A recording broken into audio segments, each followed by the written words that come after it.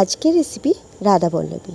বিউলির ডাল ভিজিয়ে নিয়ে জল ঝরিয়ে মিক্সিতে দিয়ে আদা কুচি, লঙ্কা কুচি, নুন, চিনি, মৌরি দিয়ে ভালোভাবে মিহি পেস্ট করে নেব। এরপর ময়দায় নুন, চিনি আর অল্প তেল আর ওই ব্যাটারটা দিয়ে ভালোভাবে মেখে কিছুক্ষণের জন্য রেখে দেবো। এরপর কড়াইতে তেল গরম করে তার মধ্যে হিং ফোড়ন আর ওই পেস্টটা দিয়ে ভালোভাবে কষিয়ে নিয়ে ঠান্ডা হতে দেবো। ঠান্ডা হয়ে নেওয়ার পরে ব্যাটারটাকে আমি ভালোভাবে আলাদা আলাদা ভাগ করে নিলাম। এরপর লেচি কেটে ওর মধ্যে পুরটা ভরে দিয়ে গোল গোল আকারে লুচির আকারে ডো তৈরি করে নেব। এরপর হালকা হাতে লুচির মতন গোল গোল করে বেলে নেব।